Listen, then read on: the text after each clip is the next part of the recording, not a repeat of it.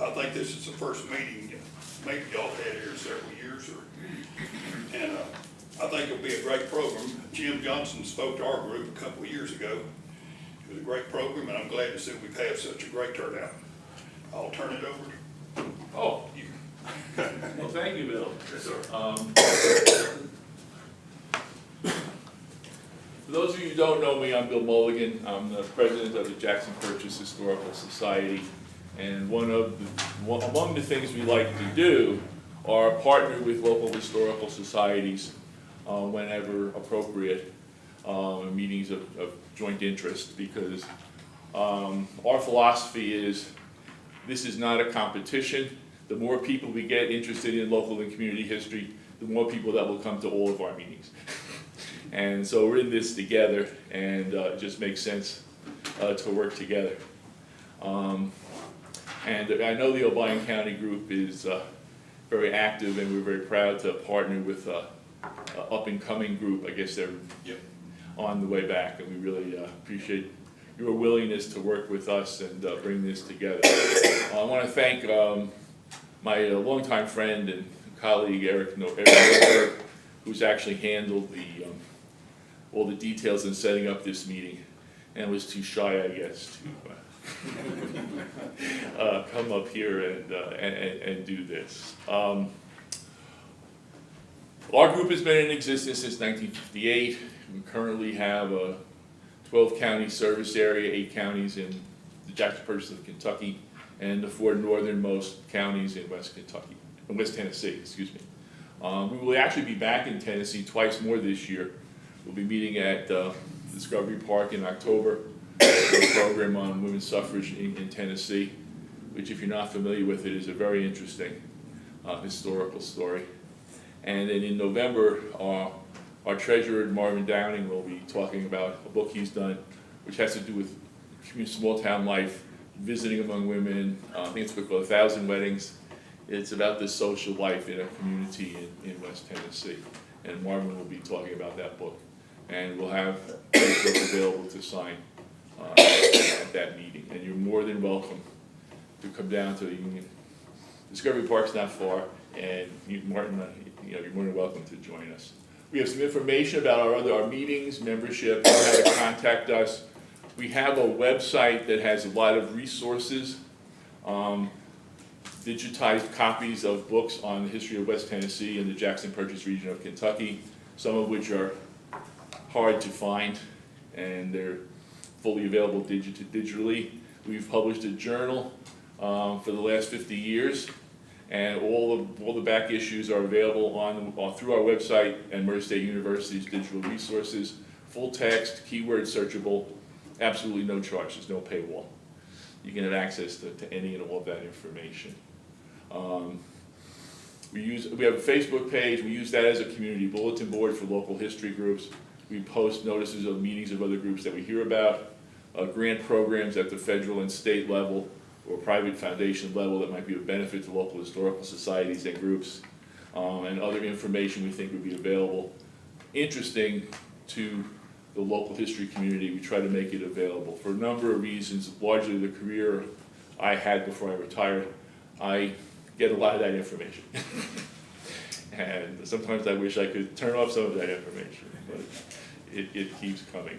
So that's who we are, and that's why we're very happy and pleased to be here, and really appreciate you coming out on this lovely day. With at least air conditioning in here, that's a big plus. This would not be the day for a hiking meeting.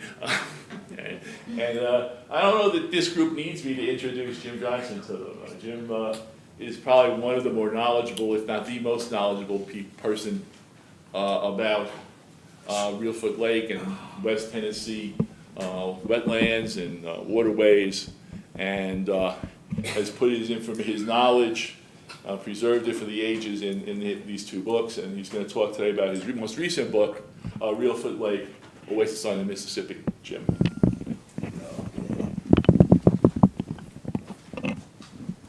Well, good morning to you. Good morning. It's a nice day to be inside, that's for sure. And I'm glad to see the sky again for a while. We've had an awful lot of rain up in our country. I want to thank too many people here. First of all, my family.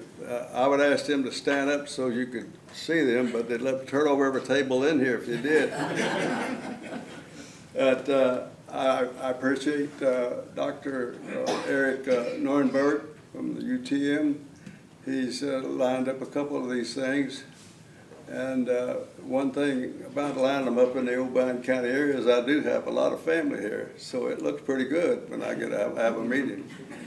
And I'd like to thank Bill Dank. He set me up a meeting here back in, as I mentioned earlier, in 2023, soon after this book here was published. And I appreciate that.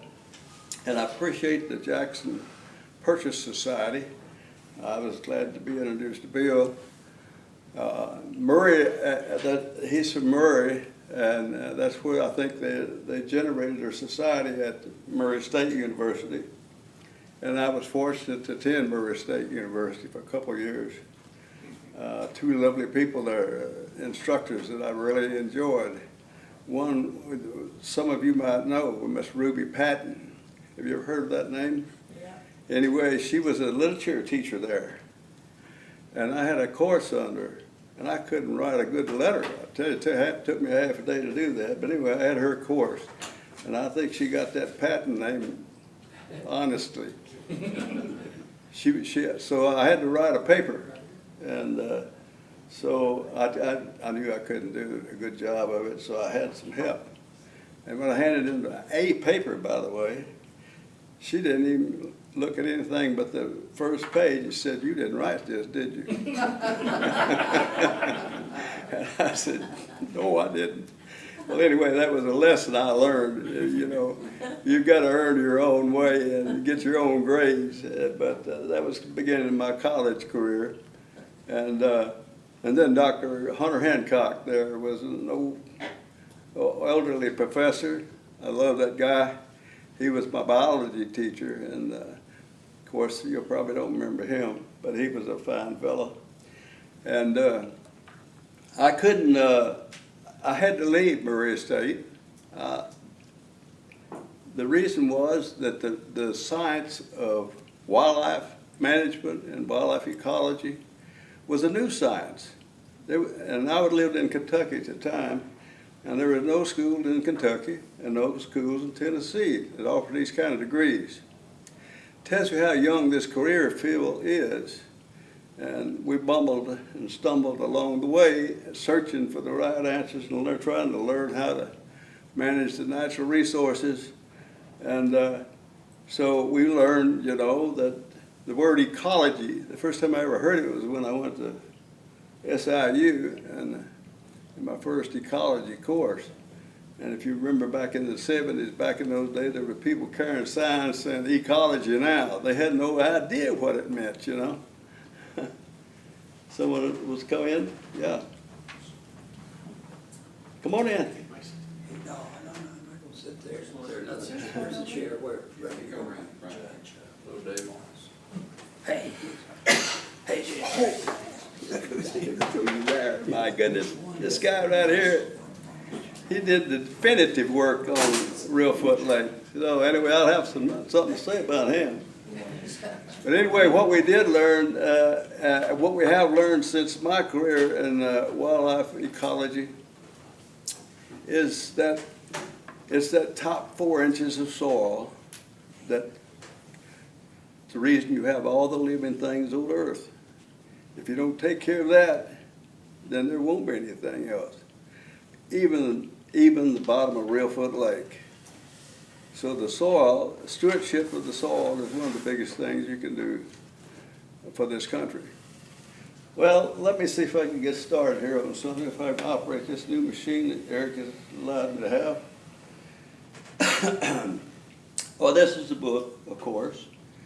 And it's got some like 25 colored pictures and 80-something illustrations in it.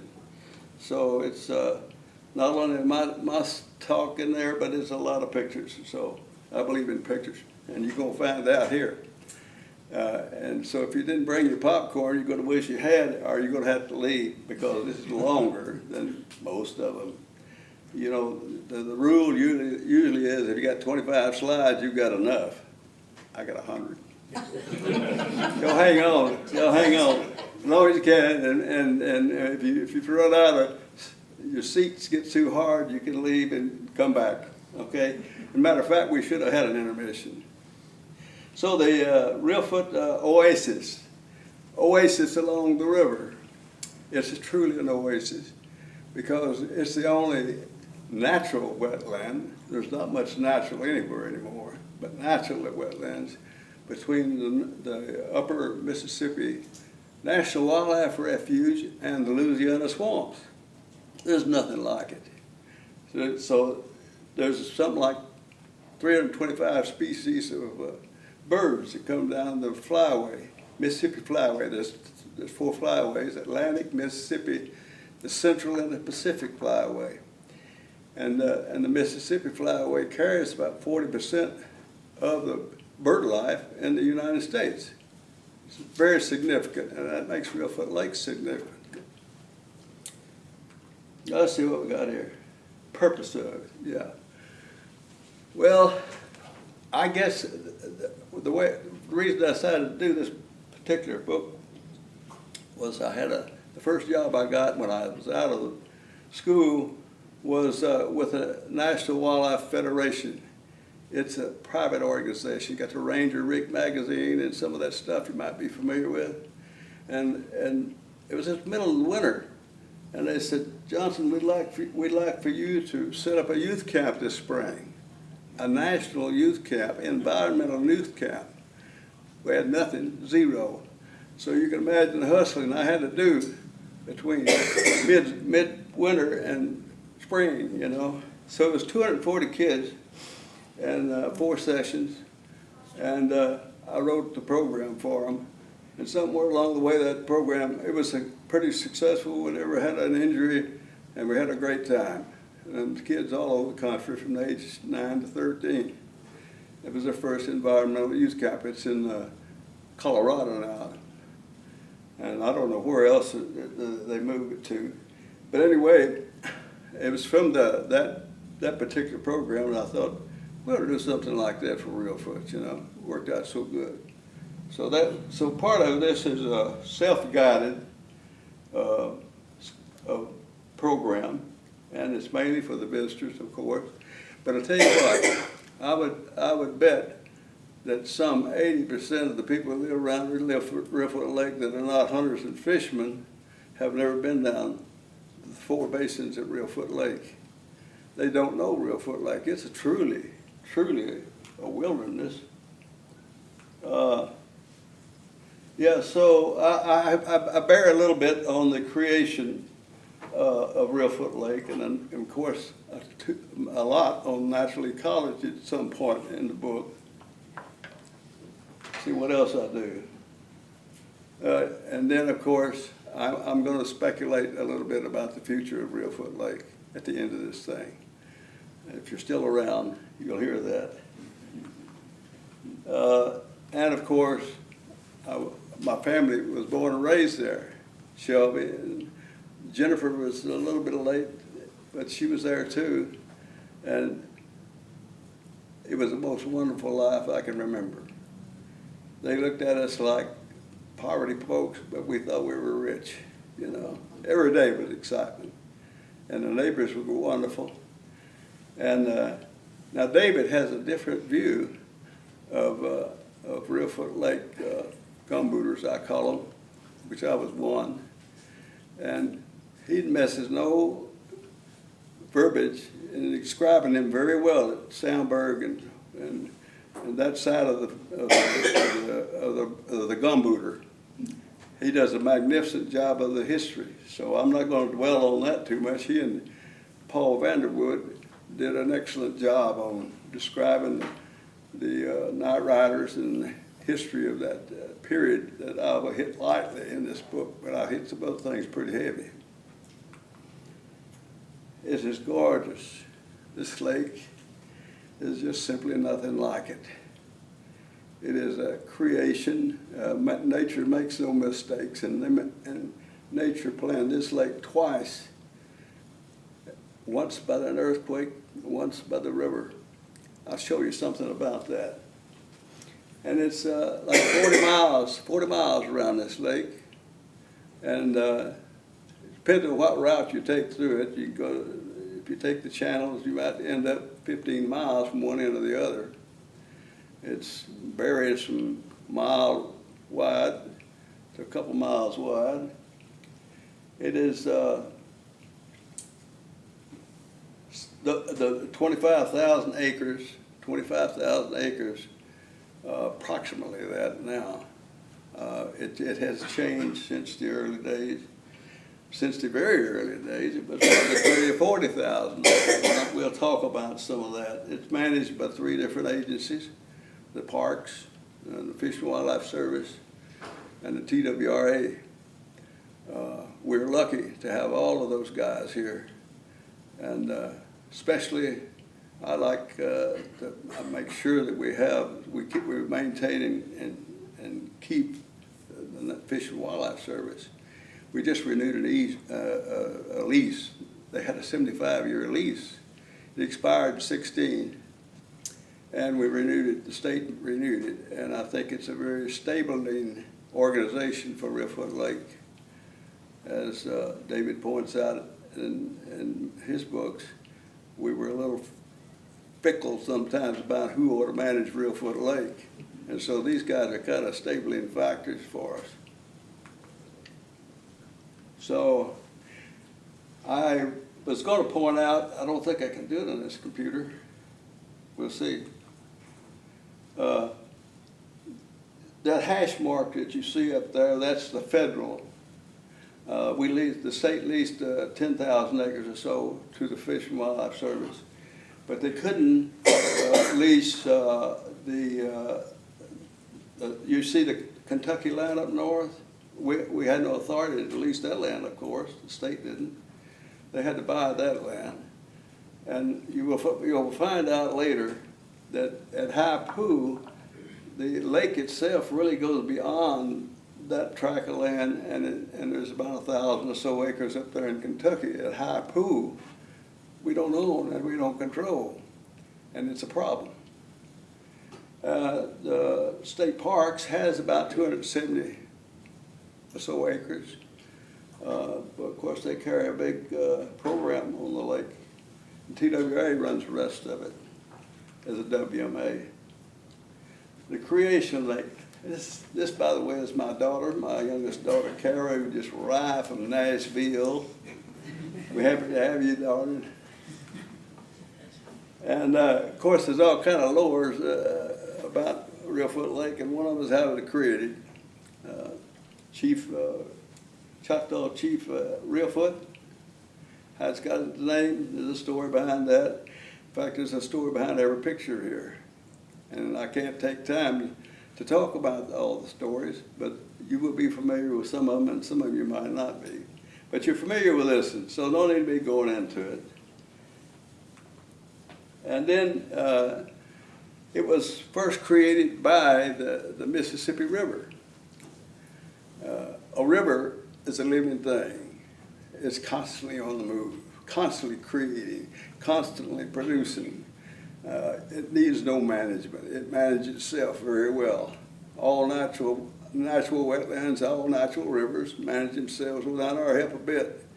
So if you're going to use nature, you need to be compatible with nature. That's a problem for today. But if you look at this, I don't have a laser pointer, but you can see that the river is only a couple miles from the lake on the north end there.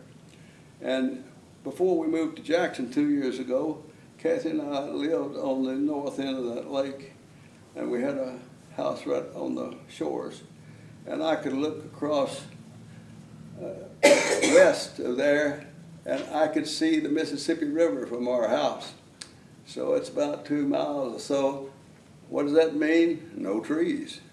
It's nothing but barren land now. When I was a kid, I do remember that being forest and the wetlands part of that.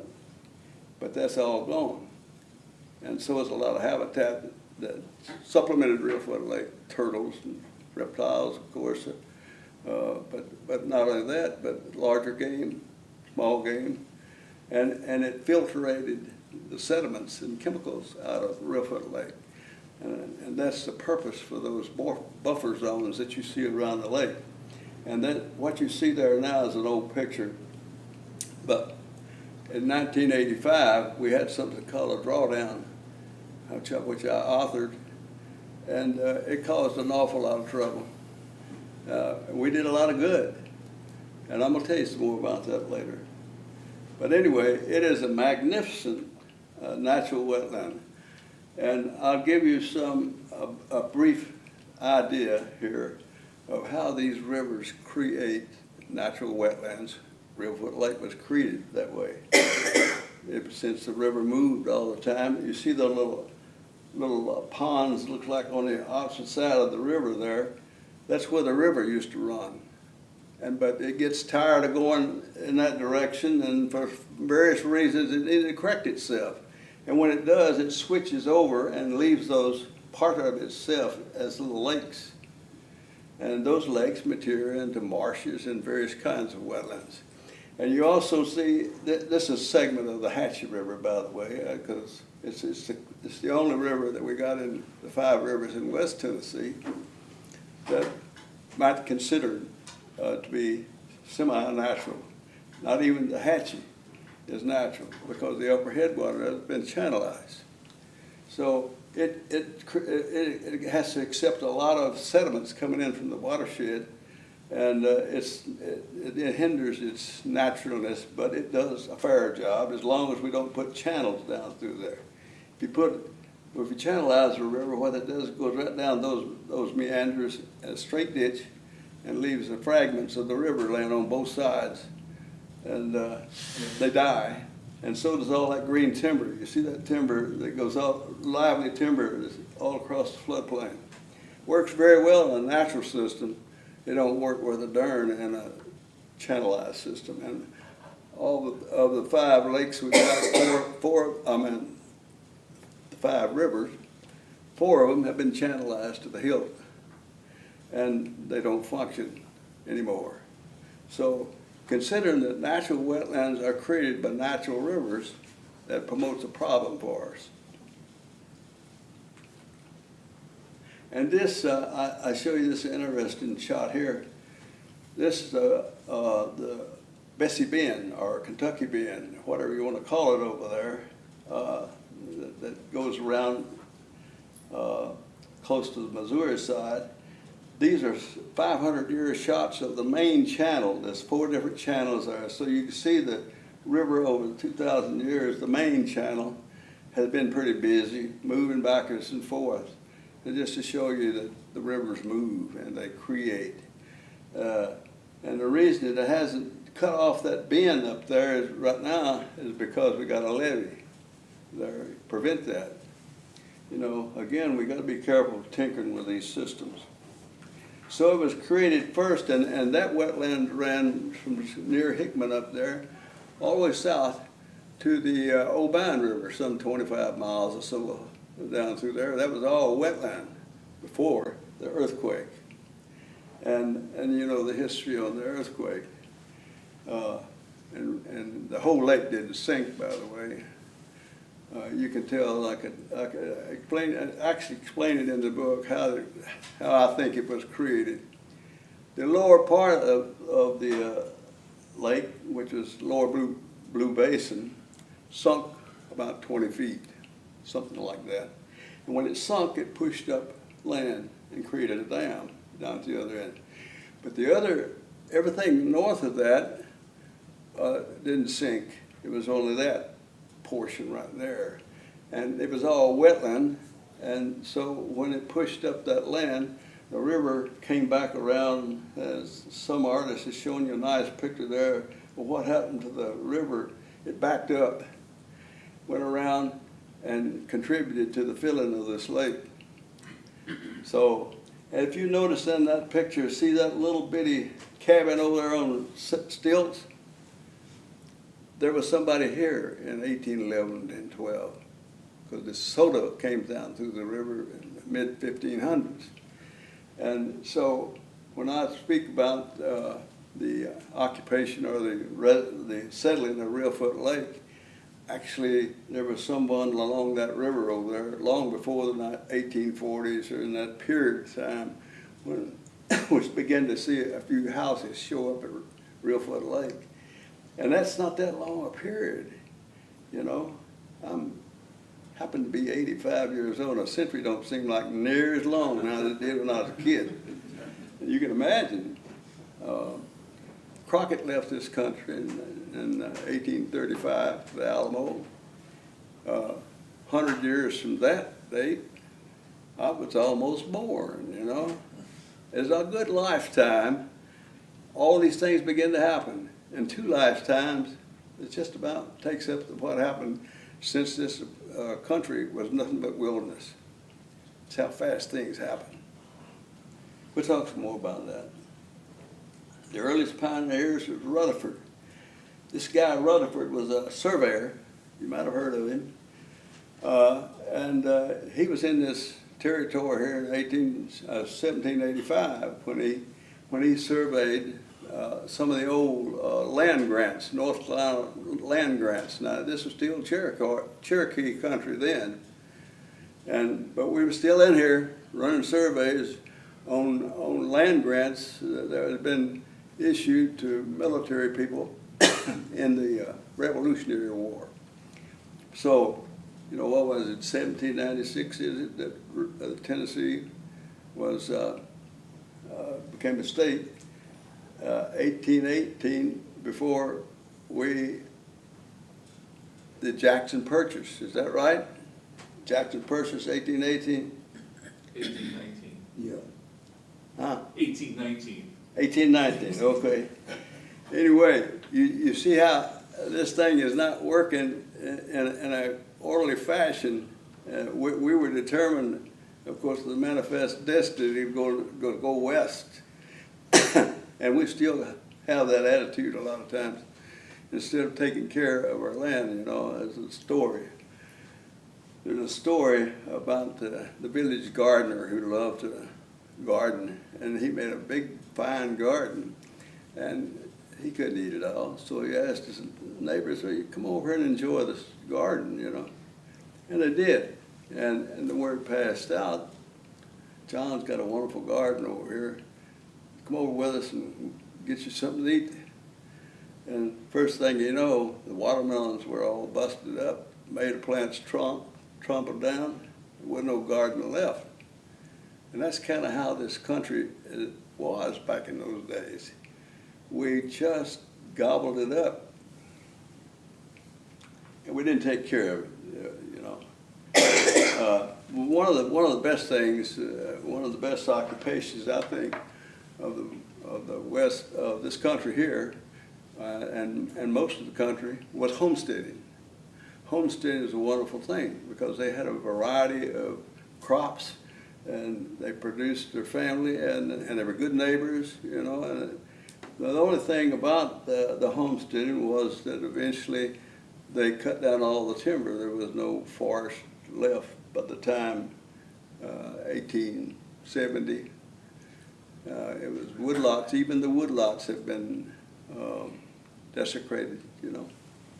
So anyway, David Crockett, he tells his own story about Reelfoot Lake, and he did spend a lot of time around Reelfoot Lake. I didn't know that when I was a kid. I wished I had, you know. I would have bragged about it. But anyway, Crockett gives us a good picture of what was here back in those days. He hunted bears, and God knows how many he killed. And that was his second love. I think maybe politics might have been the first. But anyway, he has a wonderful story. But the homesteaders followed Crockett, and y'all know the history of the Historical Society knows more about that history than I do. One of the things they did was take out the wilderness, of course. And this picture here is I'm told that it's a picture of the cypress lumber coming out of the swamps of Reelfoot Lake. And that's a magnificent picture there. That's what happened all the way across this country. We were just extracting the gold mine, I guess, until the gold mine almost ran out. Let's see here. Yeah, and during the interim period here, of course, you know about the Civil War and the Island Number 10 battle over there, which is not too far from us. They also used a lot of the forest, and sometimes they didn't pay much attention to forest management either. You know, there weren't many foresters back in those days. We just used it. But they did cause a great deal of problems for the naturalness of Reelfoot Lake in the area, not to mention Tiptonville and some of the folks that lived in here at that time. We wasn't that many. The settling of Reelfoot Lake, by 1818, the wilderness was gone, and so was the big game, the elk, the wild turkey, the deer, the bears, those kind of things. And I've written another manuscript, as a matter of fact, it's UT Press now. It's called The Last Wilderness Road. It talks about that kind of stuff, what went on in the Jackson Purchase. So anyway, if they approve that, and well, you'll get another picture about all that talk. Well, Wallet Log happened to be, as history seems to tell us, the first community at Reelfoot Lake. And if you notice on this picture here, Ward's Lodge was on big logs, floating logs, to float up the lodge. They learned to live with flooding.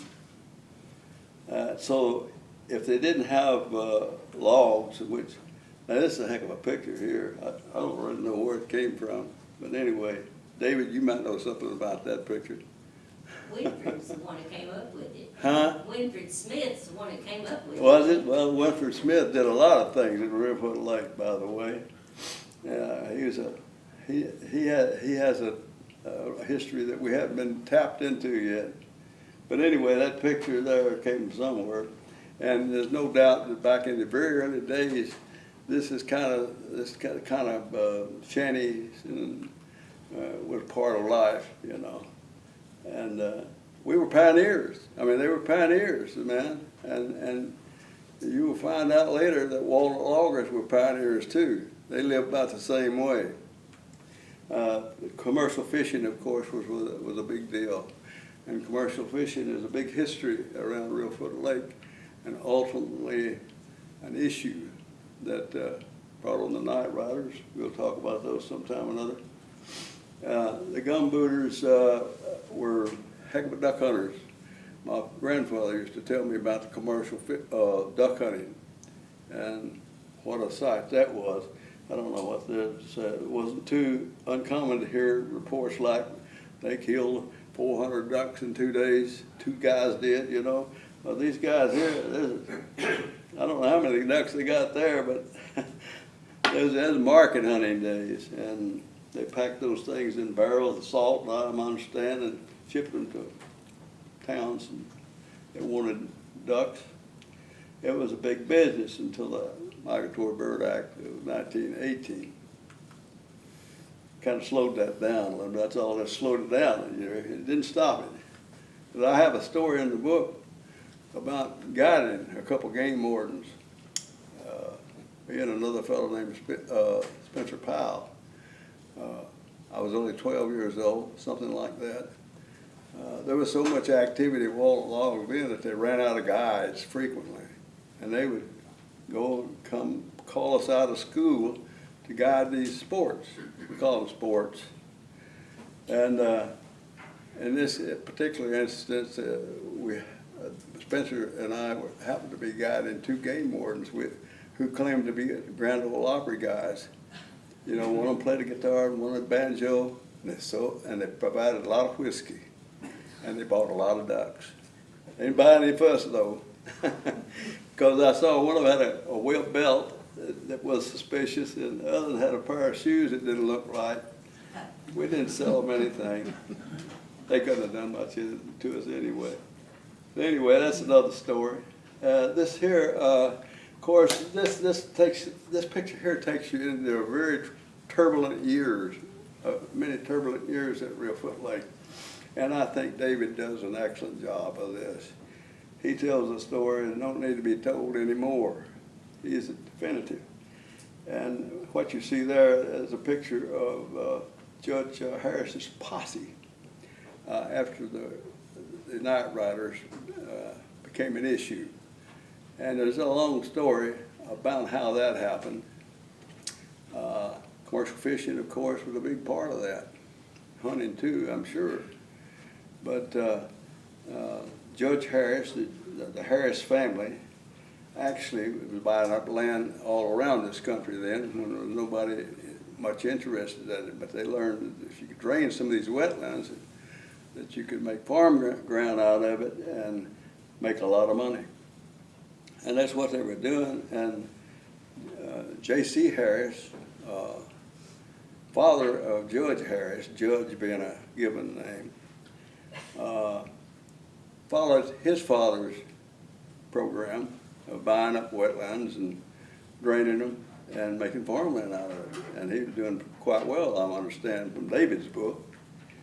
But anyway, you can imagine what happened when they decided that draining Reelfoot Lake, at least a third down, exposing the land around Reelfoot Lake, what kind of turmoil that caused for the commercial fishermen and the hunters, and people coming to Reelfoot Lake.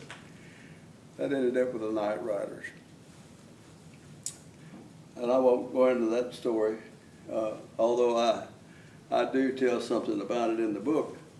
But David, again, does a better job of that. You need to read his books. Yeah, these guys, what makes the Night Riders interested in my part of the book is that they had something to do at Walnut Log that kind of raised the hackles of the courts and decent living people.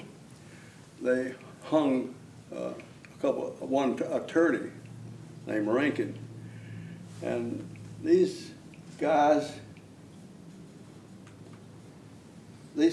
were taken from this lodge right here, Ward's Lodge, and Colonel Taylor and Captain Rankin, attorneys for the West Tennessee Land Company, which happened to be part of the J.C. Harris interest in buying up the land and draining Reelfoot Lake as much as they could. So the story goes that they came down to this lodge, took the two guys out, and took them back up through Walnut Log to Mr. Ed Powell's house. Mr. Ed Powell had one of the best houses at Walnut Log. It was on 8-foot piers. And he was kind of the gentry of that country at that time. And the Night Riders harassed him a good bit, but he didn't give in to whatever their demands were. We happened to live in that house later on. We moved across the bayou, which I'll show you more about that later. And and they hung Rankin within inside of that house, according to my dad. So there was a turbulent side of Walnut Log. I don't think it catches up with the rowdy crowd at Soundburg yet, but it was rowdy at a time. But there's really nice folks in both places, by the way. Let's see, Walnut Log, the life of a kid. That has to do with me and my sisters here. I call it the bridges at Walnut Log. On the right side of this thing, you see a few houses down through there, or developments. And on the left side, that on the right side was a road, it was a gravel road when I was a kid. And these bridges took you to the other side of the bayou where we lived. it was, the highway there was a muddy, well, wasn't necessarily muddy. A clay path is pretty nice in the hot summertime. It's pretty cool, and it don't have any weeds on it because everybody runs up and down these paths, and that's where our houses was. So we lived in a pretty primitive condition, and this is pretty typical. We didn't have photographers around very much. We didn't own any cameras. No one owned cameras. These pictures here are taken by my grandmother or some family member that didn't live there. The one on the left happens to be one of my nephews, Shelby's son, Brian. But anyway, it's very typical of how we lived. I tell this story here about Spencer Powell and the cricket frog, as I got many stories I can tell you, but we don't. I know you don't have time to hear all of those. Anyway, we caught a lot of bullfrogs in May, and that was a big deal. Every year we would go out and bullfrogging, and I spent many nights myself in these swamps catching bullfrogs. You could sell them for $5 a dozen if you cleaned them. So as kids, we were mimicking our daddies, you know. So we had caught a bunch of these little cricket frogs, and we were going to dress them out. Well, Spencer, I had an old double bit axe that was rusty, and the handle was about that long and been broken off. That's what we were going to chop off the head of these little frogs. And so Spencer was to hold it down while I chopped off this little frog's head. But at the last moment, he changed his mind. And he put his hand over to grab that frog, and I got his finger right there. That finger was hanging by the skin, and he didn't say a word. He just grabbed it up like that, you know, walked back up the path, back to his house. About a week later, he came back. He had a great big bandage around that thing. His daddy had poured kerosene on it, and today he's got a crook in his finger. But that was life. The frog that made it was saved very well. We had a lot of stuff like that going on there. And I don't have a picture of the boats much back in those days, but this here is a later picture, and that's my dad with a couple of his great grandkids. And but that boat right there was our life.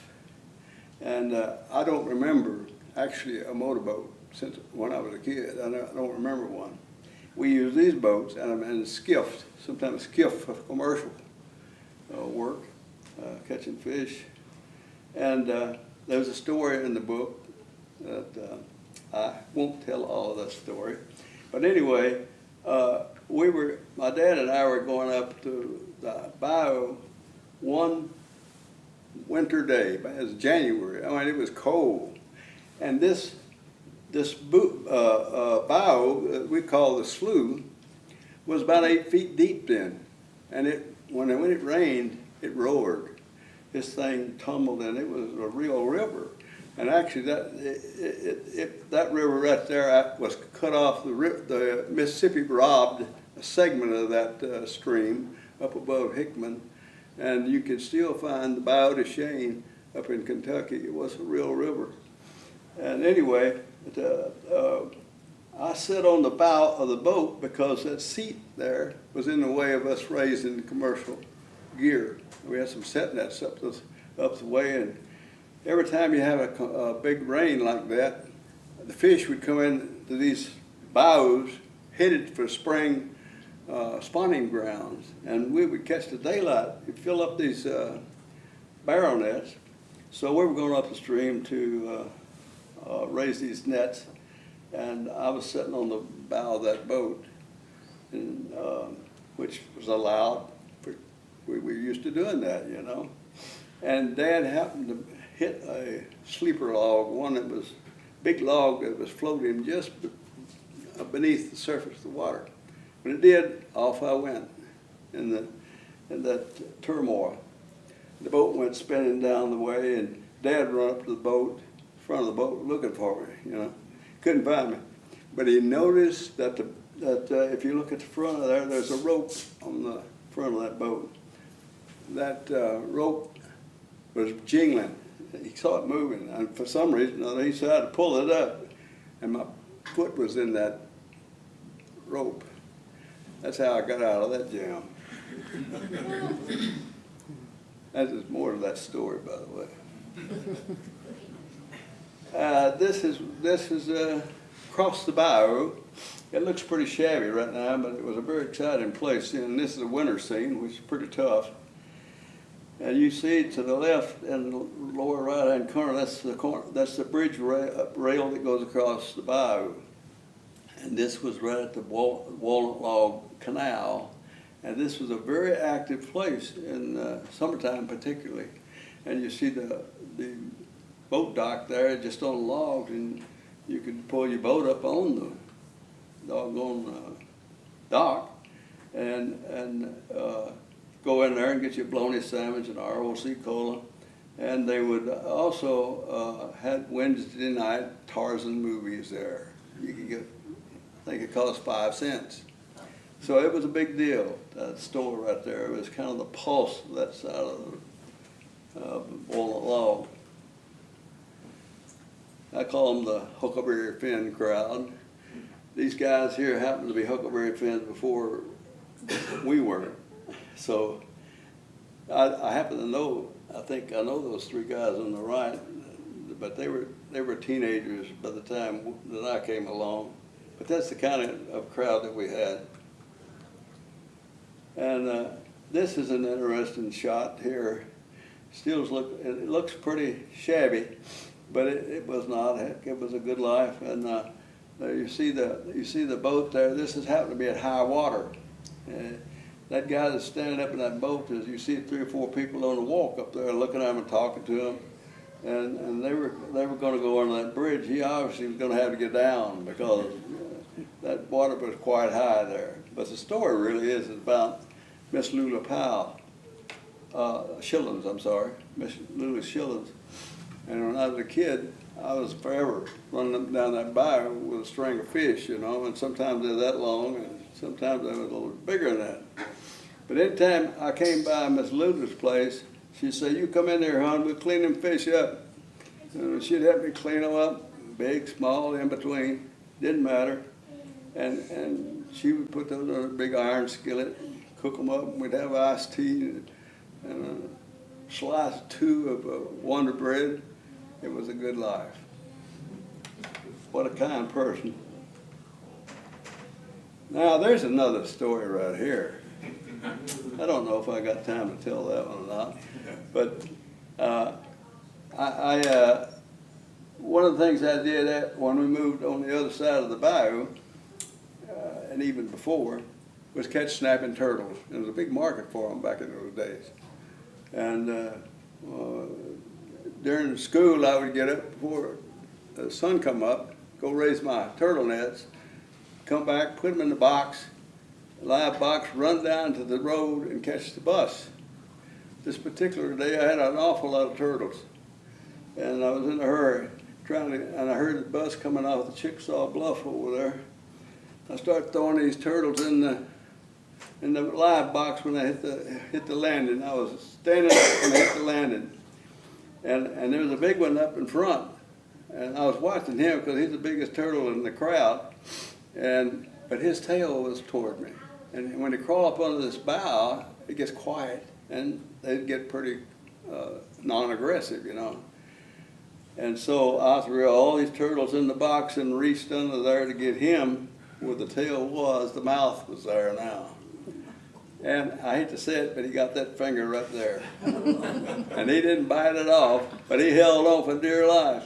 And the only way I could get it off is Daddy had to come down and break his jaw to get that turtle off my hand. The only good thing about it, I didn't go to school that day, I fished. We were pioneers in the sustenance way of life. It was something that we did, it was part of life. We loved it. My mother, she was a real pioneer. Did a lot of craft work and things like that, whatever it took, you know, to get by. And this was her house, and this is the house I lived in when I was born. And my sister Shelby did this. And the mosquitoes, people go down the road on the other side, you know, and how the heck do those people live with all those snakes and mosquitoes and everything over there? My God. Well, it wasn't a bit of a problem if you had Mom around. And mosquitoes had at least two enemies, and that was the dragonflies and the damselflies, and we call them skeeter hawks. They go after mosquito, but so did Mom, man. She had that pump gun, and every night in the summertime, there wasn't a mosquito left in that little cabin house. She wouldn't go to bed until every mosquito was gone. I don't know, I guess we still got DDT today, but we don't have near as many bites. One of the other interesting things that won't log at that time, I'm telling you these stories because it paints a different picture than it looks today. This was the Tennessee Academy of Science Biological Station. A lot of activity going on down there then. And these scientists would come in, particularly in the summer, you know, they had nets and formaldehyde, and we were constantly, they would consult us where to catch this or that or the other, and I would take them out wherever I knew the specimens they were looking for. But that's where I think that my inspiration to become a wildlife biologist began. You see here, too, that this biological station is, they got it sealed in at the bottom now with cypress planks, but actually those were 8-foot poles. They were ready for the flood. I mean, we learned to live with the floods, you know. We didn't have levees at the Mississippi River at that time. And it was a very lively place, you know, men and women and wildlife too. And at this particular place, you see where the steps go up there, there's a little landing deck there. There was a boardwalk that ran from that deck across the bayou all the way out to the lake. That was a very adventurous place. And it's, yes, it is intended to be a self-guided book, which came out of my experience as a youth camp director.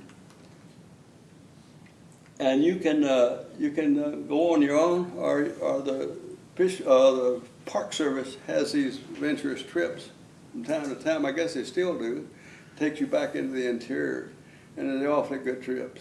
I suggest anybody to take those trips is interested in that kind of thing. But I see Reelfoot as a nature place. It's not Dollywood. It's not Minneapolis 500. You know, I mean, it should be a quiet place and expressing nature all the time. We've kind of overdone it a little bit. Anyway, I did the self-guided part in 6 sessions: early spring, late spring, early summer, deep summer, fall, and winter.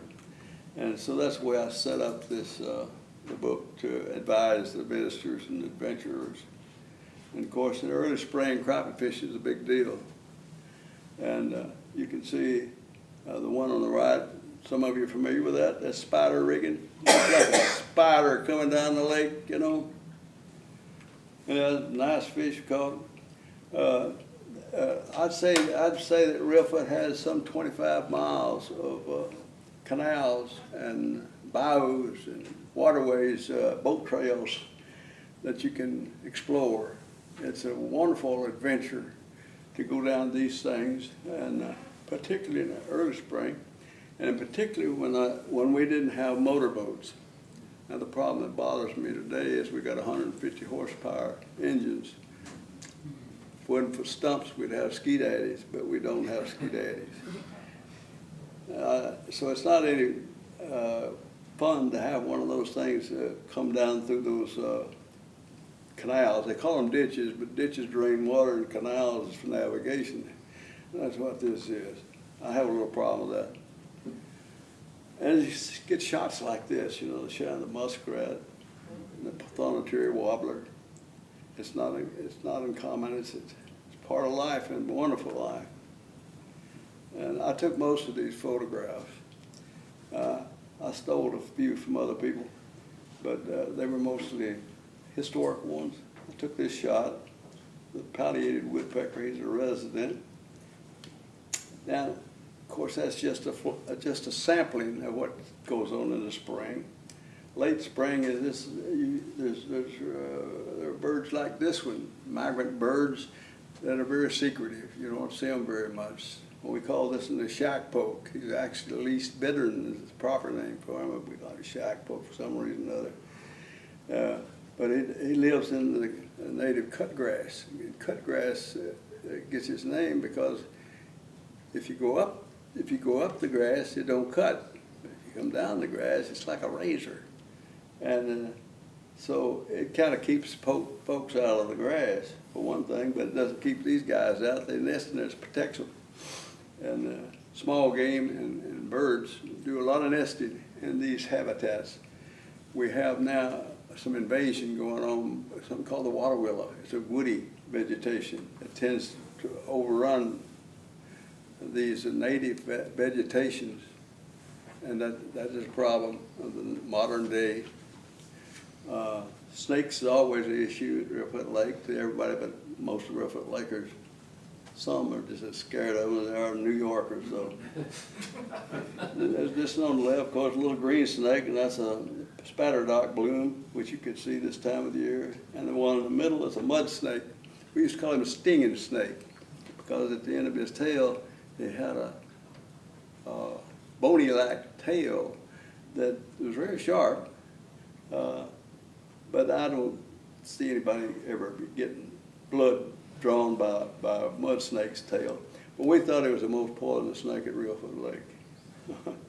Actually, he's an indicator that you got fine water quality because he eats amphinomans. And these little guys, salamanders like guys, they require good water.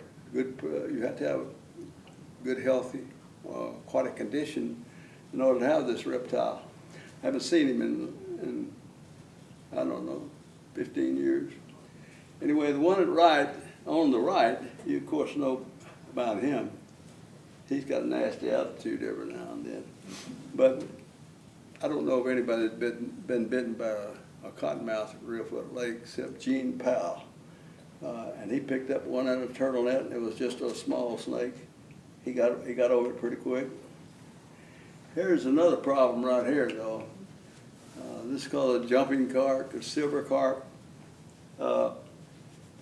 He's kind of dangerous. He's more dangerous than the cottonmouth as far as I'm concerned, because one day I was hauling a few people from one island to another in the middle of the night, and we ran into a school of these guys, and one came over the boat, and I was running the motor, and he hit me in a very sensitive place, knocked me all the way back on the motor, fell in the boat. He weighed 13 pounds, and they bleed when they do that. The scales, you see, bloody scales. But believe it or not, the suckers are good eating. But he's an exotic. We got to do something about him. I don't know why. And this guy, this here is something you love running into. One of the things that we did, and during the drawdown proposal thing, bought a jet boat to clean out the canals. And you can only do this during the cool spring of the year or the fall because environmentally you can't be caught disturbing the sediments. The sediments, when you stir them up like this, it absorbs the oxygen out of the water. It's trying to decay is what it's trying to do. And so they can only do this at a certain time of the year, but it's very effective and doing a good job of keeping the canals open so as you can get through them. This is a newcomer here, and some of you may know about him now, the white pelicans. I never saw one when I was a kid. But now you might see 1,000 of them at one time. We had about 2,000 come right across our boat dock one day, and it just was such a beautiful sight. I always remember it. And they were hemming up fish along the shore, quite a sight. Summer activity, you love to see the eagles. This here was another this eagle family here was right at our dock. And I watched him grow up and get, be an adult almost that one season. And on the right, you can see him fiending, he's wanting something to eat. But this little bird here, not little bird, he's a big bird, he'd flower over my head 8 feet, you know, back and forth. He wasn't a bit afraid of me. But now, there's about, when I was a kid, there was a rare sighting of an eagle. Now they can see on their trips, some maybe 200 or so. That's a very successful story. I'll tell you another thing about that eagle there. One of them was flying over, whoops, where am I? One of them was, Kathy and I were sitting by the porch one summer day and heard something hit the roof. Bam! What in the world was that? A limb or something, you know? And so we rushed out to find out what it was, and it was a turtle bounced off the roof and hit the ground there. And Kathy screamed, "Flying turtles, flying turtles."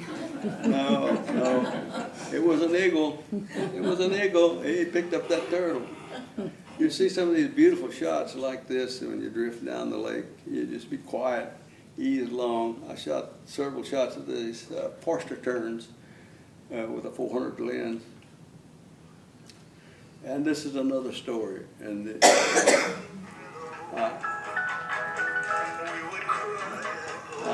excuse me. I'll have to, that is an old friend, by the way. Used to live at Walnut Log. He lives in Michigan now. I'll have to call back. Anyway, one of the most exciting things is the night bullfrogging, as I told you before. So that story is in the book. And today, I think the last 10 years we lived at Reelfoot, I'm not sure I heard a bullfrog. It tells you something's wrong. They're index species too.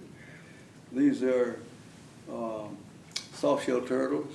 There also were commercial turtles at one time that we sold them right along with the snapping turtles for eating, but we didn't quit doing that.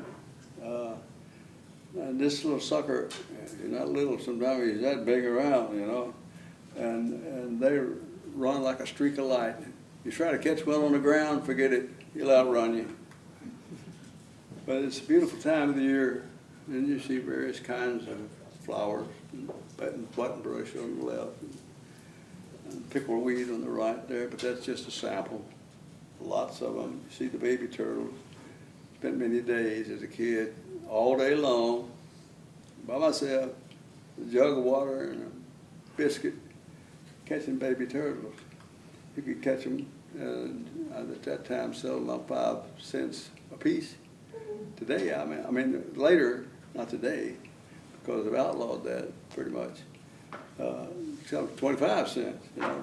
Inflation caught up with the turtles too. This is a good summertime scene. You might recognize this, and it's right off Sandberg, one on the left, right off Sandberg. And the American lotus, we call them all bonnets because you could put these things on your head in the rain and stay dry, you know. They were big old leaves on them. So that everybody knows them as bonnets. It's a generic term for everything that looks like a bonnet. And these flowers, of course, produce yonky pins. See that on the right? We ate those things. But you had to be careful with the embryo in the middle. It was green and it was bitter. And my cousins know about those, and so did my sisters. I'm sure they ate some of them before. So I must say, one of the most pleasant things you can do in the middle of the summer is get yourself hire a pontoon boat and just ease around. There's nothing like fishing off of this one, but you just ease around and enjoy the doggone lake. It's beautiful. And you can have a grill and just have a good time. And late and early is a fine time to get on Reelfoot Lake. One thing we did do there, though, is we had crawfish cooks at our house, and that's off our front lawn right there.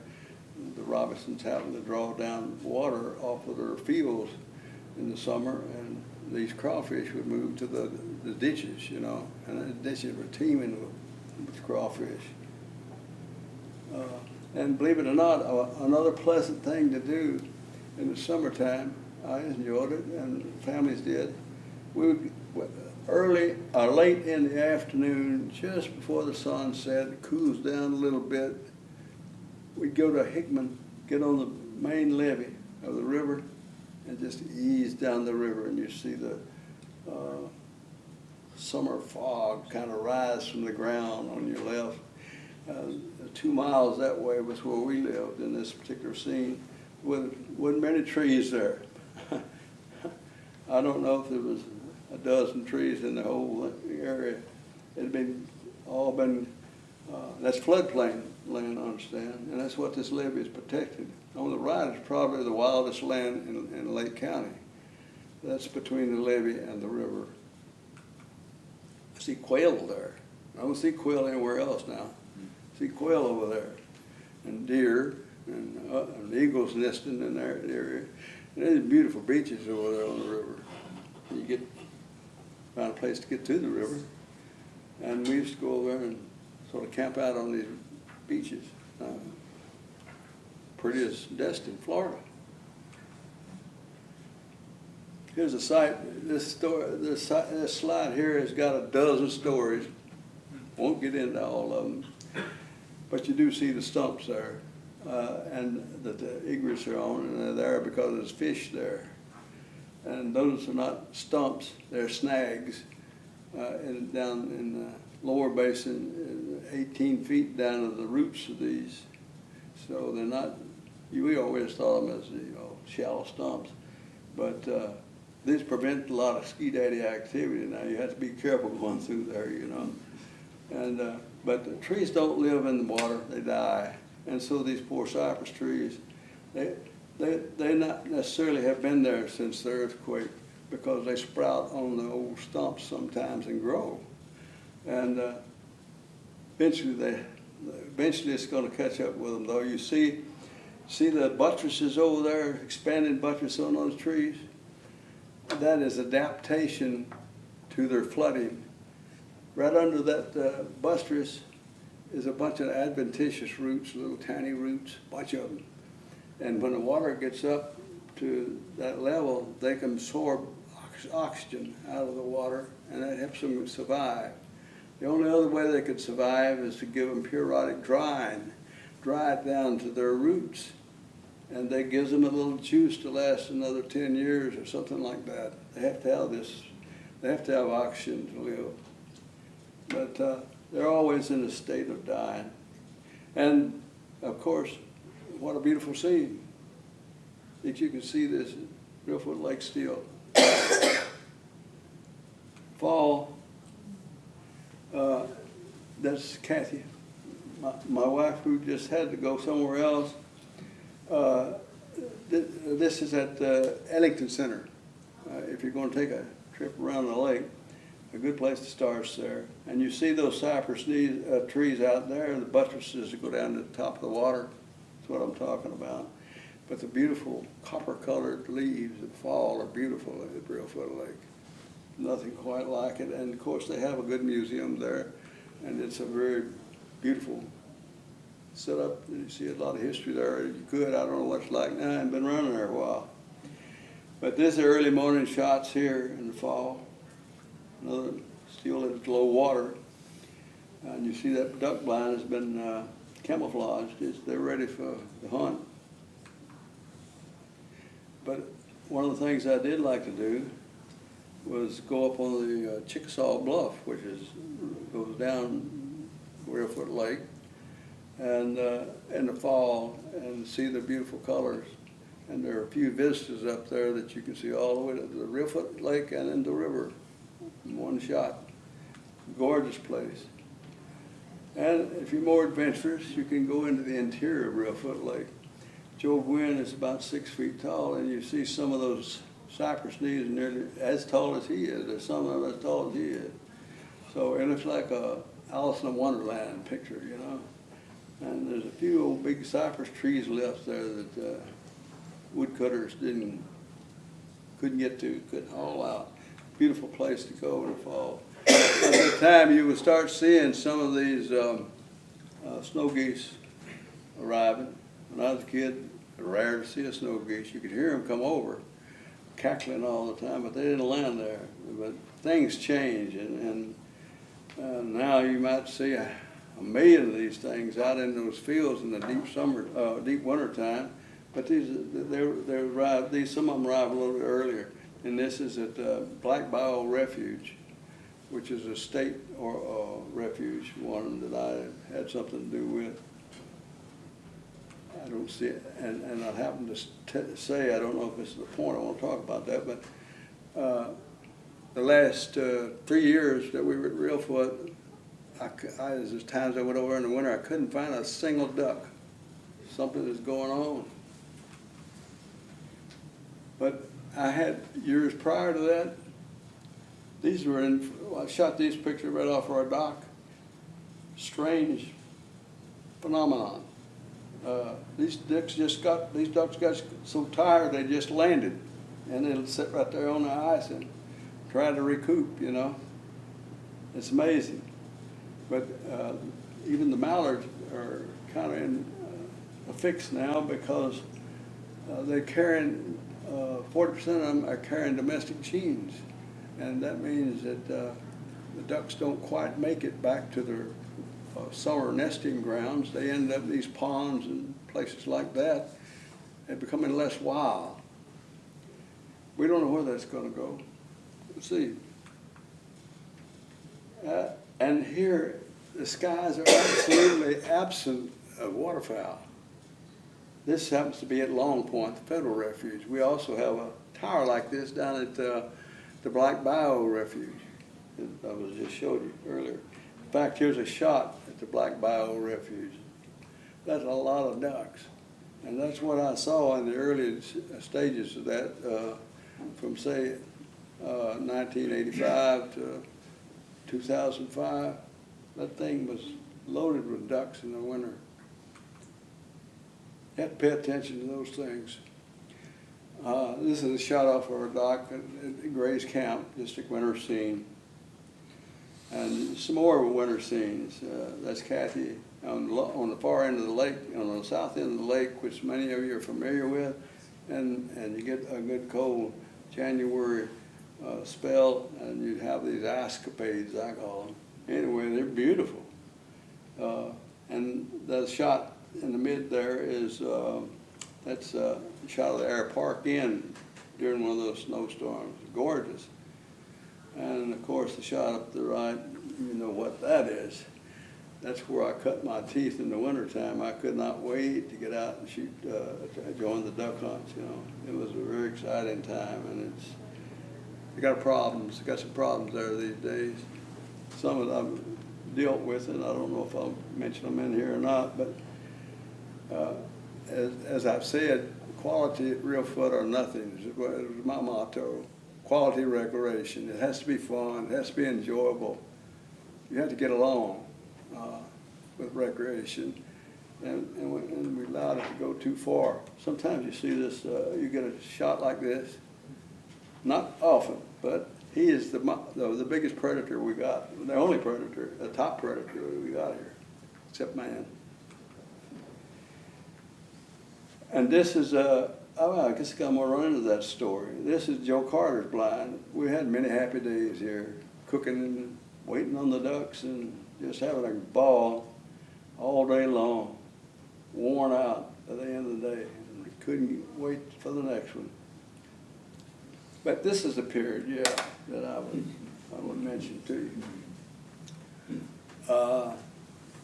When I was a kid, the Upper Blue Basin, there was only one duck blind that was out in the open lake. You see duck blinds now beyond those guys. There's duck blinds all the way around here. It was James Shillen's blind.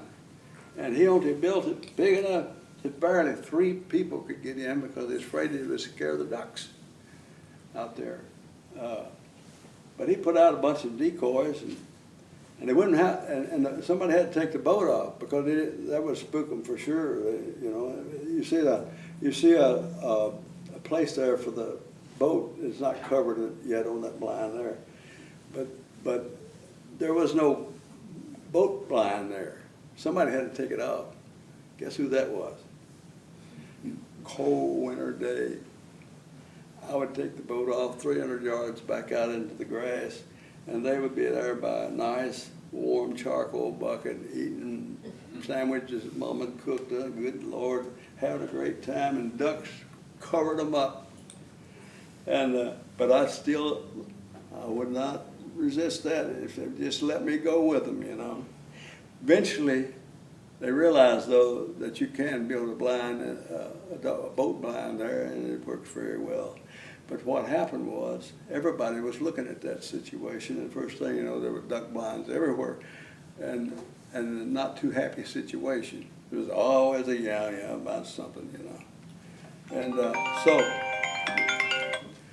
as a supervisor over the areas at that time, I thought that's enough of this stuff. We're going to have to do something about it.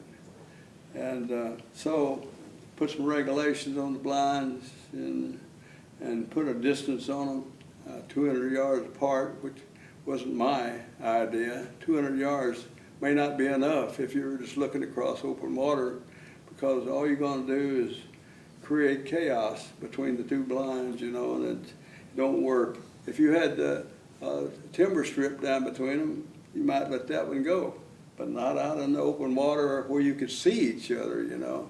That's just, you're intimidated the whole day. Don't work very well. So anyway, we registered those blinds, and I told everybody you're going to have to register your blind. And everybody didn't register their blind. And so I said, burn them, and that's what we did.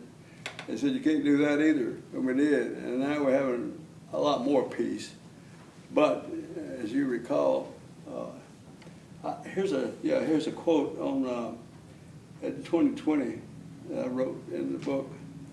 As of this writing, I don't recall any serious physical altercations more than a few bruises between duck hunters, but the potential was there and something had to be done about it.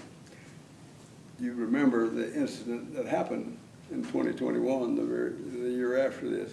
Two duck hunters, young duck hunters, got killed right there across from our house. I heard the shots, thought they were strange because they were muffled. Anyway, that's what we were trying to avoid. I'm sorry to have to bring that up, but that's part of Reelfoot. Who said that? Somebody throw something at it?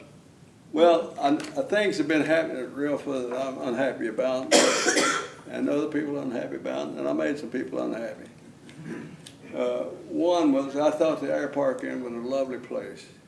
I had a lot of excitement there. I had many meetings there, and they decided to close it. I'm sorry to say, I think it was because of management. But somebody decided to burn it down after they closed it, and so it's not there anymore. But that concrete walkway is still there.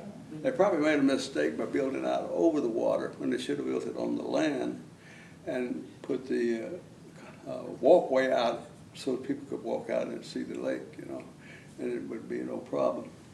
And I'm sure they did have some problems there by building that structure out over the water like that, you know. It was awful beautiful, but it was problematic. But the air park inn is still there, by the way. And this is one of the little walks that goes through that area. There's some very nice trails there. I maintained them personally for 10 years. But the parks don't want that area. It's got a campground there, a nice, beautiful campground. They don't want that area because it's too far from the southern activity center around Ellington Center, you know. And I had the commissioner there I wanted to sell him on this idea of making sure that we maintain that area, because it's, Reelfoot to me is nature conservation and nature appreciation and enjoying nature is the big issue. It's not Dollywood, you know. Dollywood's great at Dollywood, but this is not Dollywood, and we should treat it.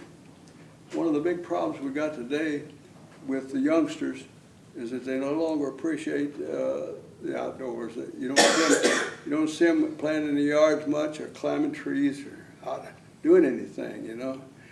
And we need to get those back into nature, because they're going to grow up not knowing or caring about what nature's all about, and we're going to continue to lose these kind of places. And I'm unhappy about that. But anyway, I said I had the commissioner there trying to convince him about this thing, that we needed to keep these intact for that purpose. And we could make the northern basin conservation and education area, lots of boardwalks, overnight things and that sort of thing, because they do it all the time in the federals and some state parks. And there's no reason we can't do that there. I wanted to take boardwalks all the way over from Gray's Camp around over to Walnut Log for a camping ground there, and next day they could finish their walk around and make that a conservation area, you know. And he rejected it, and he said the staff didn't want to come down there that far, and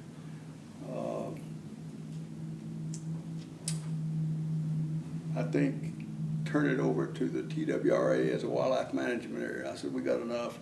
You don't. You know, we're going to take another look at this. I think that was, that wasn't very effective. Okay, let's see, if we take a tour now, auto tour, I'll set that up. You can start out at the Ellington Center, and you go north around the east end of the lake. Does anybody need a popcorn break? Anyway, I'll continue then. Kirby Pocket. Kirby Pocket used to be a place where you could rent boats from the state parks. I don't think that thing's functional anymore. Walnut Log is another big issue. I was right in the middle of that, of course. The problem was that we did not know if we really owned the houses that we lived in, and we didn't know if our kids could have those houses. We didn't know if there was any investment at all there for our future. Although some houses have been there for 40 years. And I had deeds there, old deeds. They were quitclaim deeds. And all theirs were quitclaim deeds. But I just said, it's time that we find out what's the deal here. Does anybody own land over there, own their buildings? Or does the state own it? These people need to know. So I called the Attorney General's office and surveyors, and I said, come down here and fix this. Tell us where are we, where do we stand? And when we were kids, there was a wire about 200 yards back in this woods behind the houses that said WMA and the Wildlife Management Area, and they had run a line down through there. And we thought that we were okay, but we weren't. You had to live there something. You had to have a deed for something like 30 years in order to have a bona fide deed, and no one had one like that. So what they did is, and I didn't get any money out of this, understand, nothing. And I didn't want anything. But those that were living there or had some livelihood going on there, the state paid them $50,000, $60,000, whatever they evaluated it as, and tore them down like this, as you see. The house has been torn down and still got the live box out there, and that dozer's just about getting ready to knocked down that boat shed. So they ended up owning something, money. They got cash. Then they really had something. And the state reclaimed that side of the wall of logs. So that's half a wall of log. There's a story there. Some parts are not comfortable to deal with, and that's one of them. But if you go past wall of log now and go down the grass here, you find some beautiful walk trails. And these are boardwalks that part of their trails. So this is Fish and Wildlife Service. They do a good job. By the way, that's a Wyanette. That's our dog.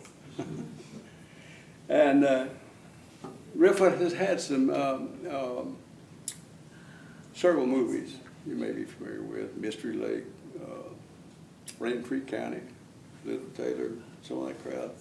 And you might remember U.S. Marshals, 98. I'm not too fond of movies at Reelfoot Lake. They're not about Reelfoot Lake. They're about something else that don't suit me very much. It provided, I took these pictures here, it provided a little break there for local folks. They had, these are the Reelfoot movie stars now. They paid them some money to participate in this, and so there was some benefits there. But Tommy Lee Jones called them inbreds, you know. Hell, they're not inbreds. Well, they might be, some. but they're good people, you know. And they have nothing that's good to say about the lake, you know. It wasn't promoting the lake in any way at all. It was promoting Hollywood. I don't care for that at Reelfoot, you know. I'd like to see a good movie that promotes Reelfoot and the Reelfoot people. Just a short break there, we're getting on the sour notes here now. But you can go over. Jim, tell them about the Crane Town and what the movie did to that. Well, that was Rain Tree County, wasn't it? Yeah, it was.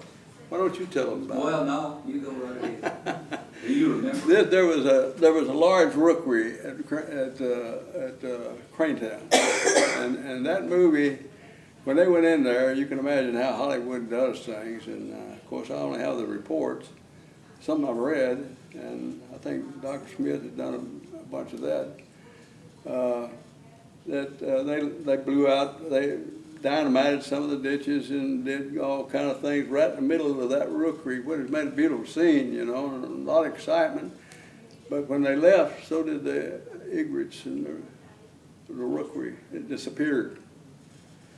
And that's the story about Rain Tree County. Is that it, Dave? More to it?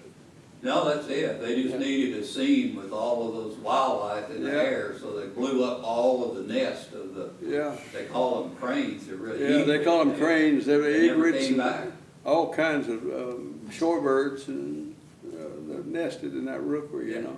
Dynamited it all. Yeah. So that's what happens with these movies, and I just, it sort of don't suit me very much. You can go over the river and anytime do a river watch, you might see the River Queen, American Queen, come down through there. There's all kind of activity goes over there from time to time. Well, anyway, that was the last of the Gumbooter days in 1950.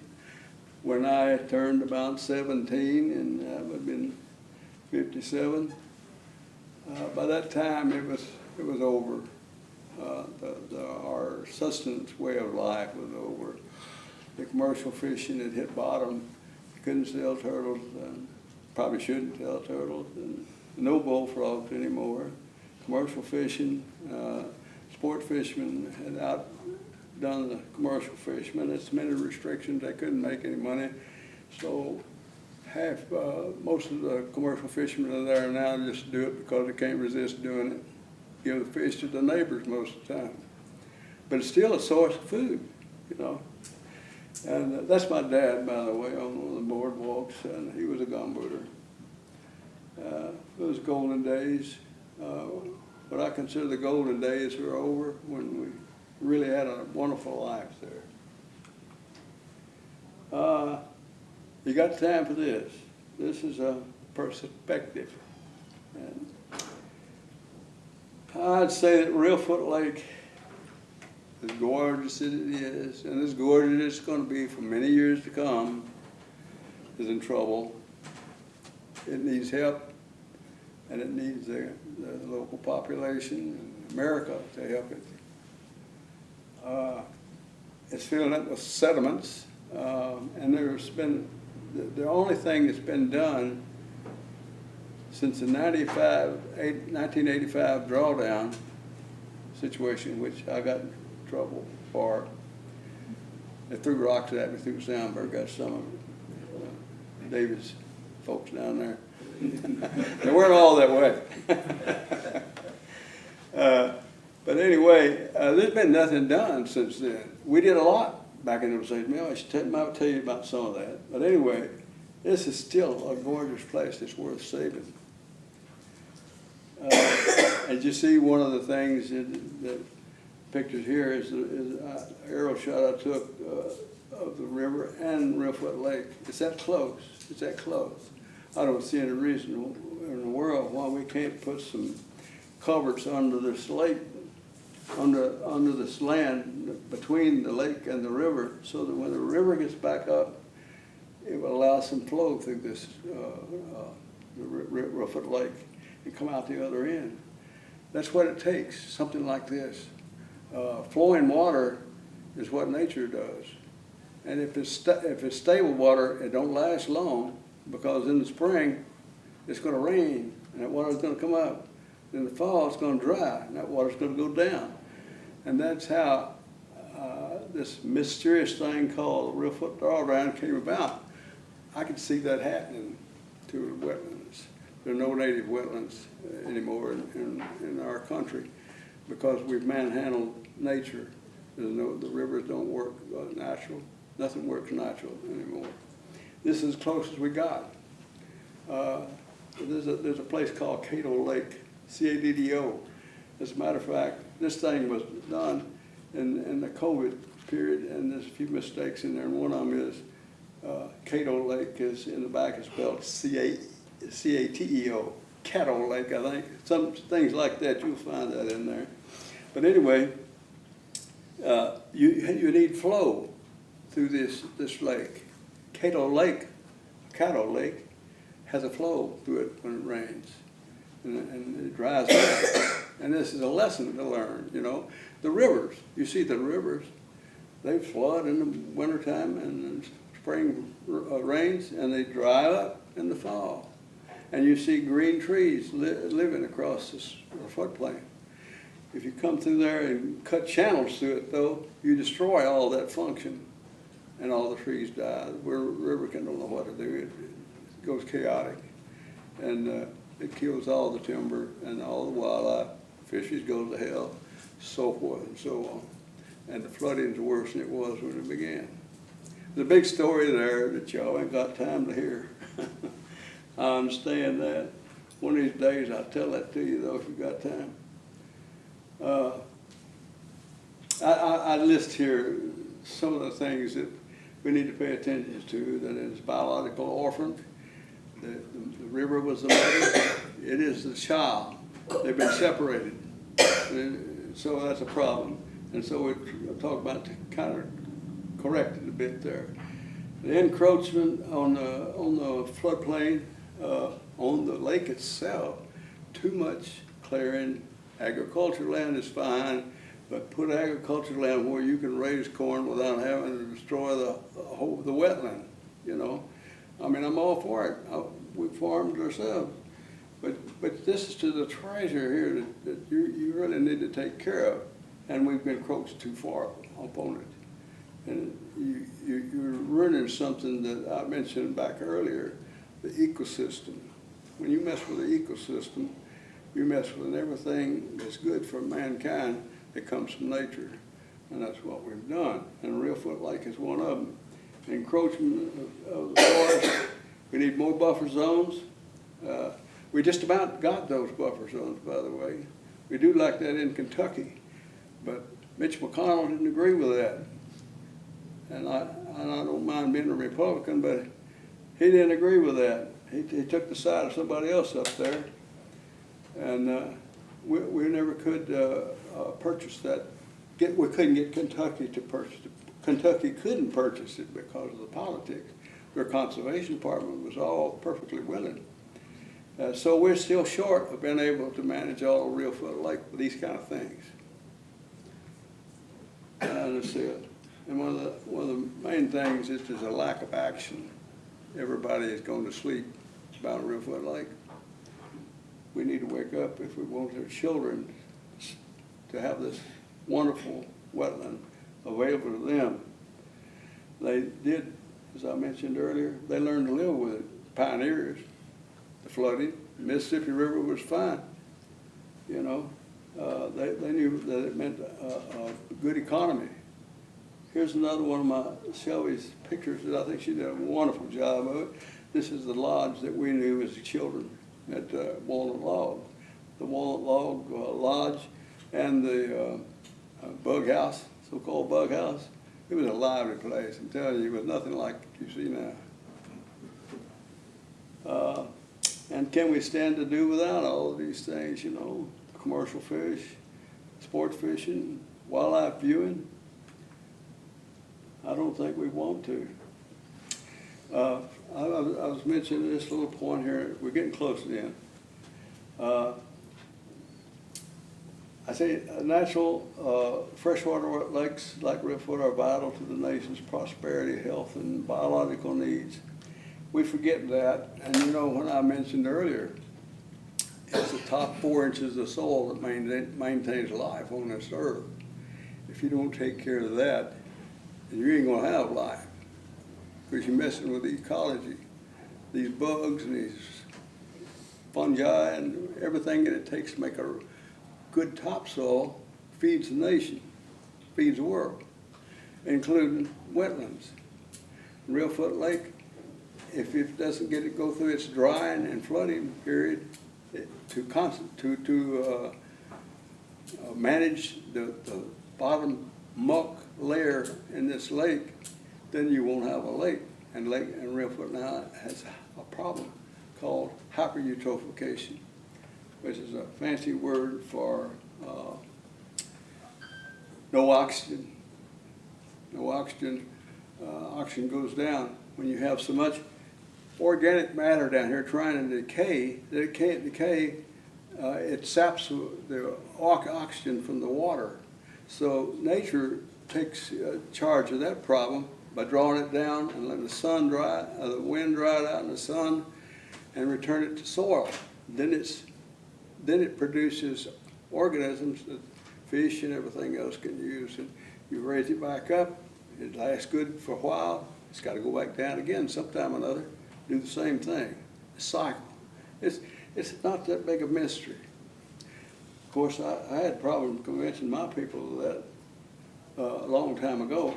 But I'll tell you what, Representative Tanner, Senator Hamilton, staunch supporters. They really went for this project. They understood it. And we had every reason to go to do the 1985 drawdown.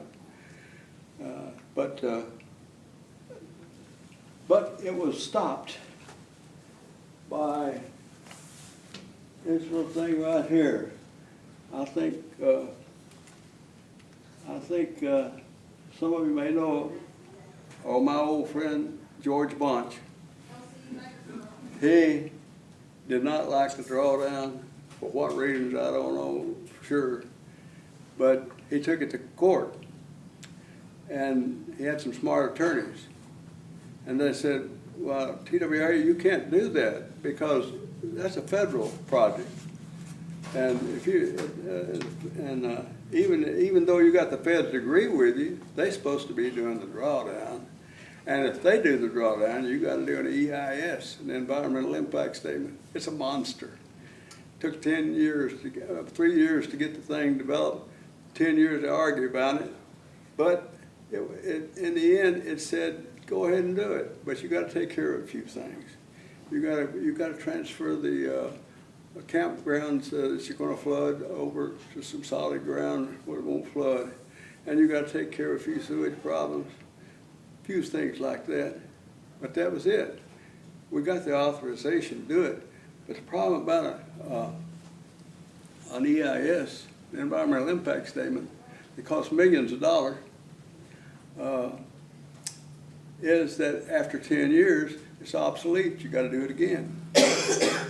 Government, tough boy. Okay, we're getting closer, I promise. Where am I now? Yeah, I was gonna show you an example of why we should have the Reelfoot tied back to the river with its mother. This freshwater eel here, for example.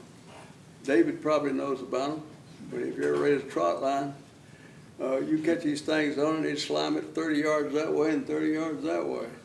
But he's a fish. He's not a snake. Everybody thinks he's a snake, you know. And he's good eating, by the way.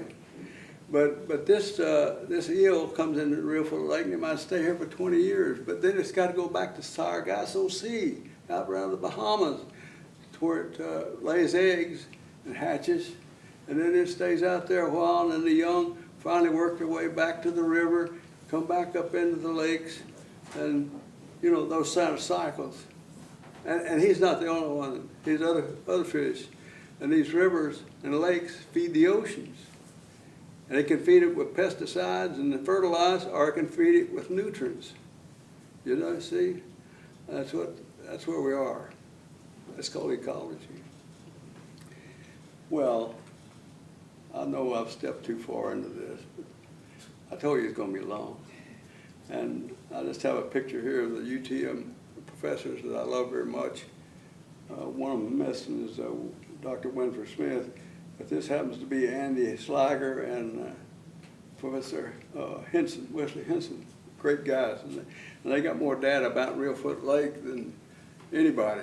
So we got the information and we got the techniques. We know how to do some things. Can't do them without the people. And the problem here began with the two spillway and the levees at the Mississippi River. The kind of the genius of the problem. One of them is the old structure, but you also see down there the new structure. It was a $13 million project come out of the drawdown. It was a $44 million project to draw down benefits, where we built $13 million spillway, we built professional staff, we built Black Bio Refuge, we brought the jet spray, numerous things like that that came out of that project. Still, we didn't do anything for the lake. Here's what a drawdown looks like. That looks dastardly, don't it? That's what nature does, though. But nature don't fool around like this. Whoops. Back up. You see those stumps there? That's when the water was too high. And those were cypress trees too, but they all died. And there's a few that stick around, you know, for one reason or the other. But what the idea of the drawdown is to draw down the swamps, third or so of the wetland, and dry it out so that these trees again will get bigger back into them, and you see the cracks in the soil there. It's reestablishing it as a soil instead of muck that's taking up the oxygen supply. That's what drawdown's all about. It looks pretty ugly. I think that I have kept you long enough. We'll not talk too much more about it. I'll just say this one other thing here. That red up there that I identified with the arrow is the area that I wanted to develop as a boardwalk conservation area. Went all the way across the lake, come back around, and provided overnight over there for campers and that sort of thing. And I wanted to open it up to the colleges and universities and high schools and all the educators and build that kind of thing there. And that was rejected. And the two things that I would suggest to anybody interested in Reelfoot Lake, one is that you look at this Mr. George Bunch, his plaintiff, has stopped the drawdown because it was a federal project, not a state project. Didn't have anything to do with the ecology of the Reelfoot Lake. And this General Accounting Office document here is the 75-year lease for the Fish and Wildlife Service. Great detail about Reelfoot Lake and its ecology and so forth that will be informative to you. I thank you.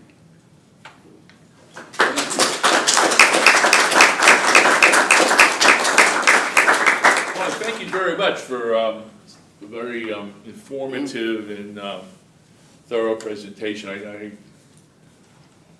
I learned an awful lot, I must say, about the ecology. I'd like to give you a pen set that we give to speakers as a way of saying thank you. How nice of you. Thank you very much. And we can have questions, but since we did go a little long, if people need to go, why don't we take a break and then have questions and discussion. Eric. I know that Jim also has books for sale. And Oh, yeah. if people are interested in acquiring books. Yeah, if you want the book, we can set that up. Oh, yeah, there are books up there, $25 a piece for any of those books up there. If anybody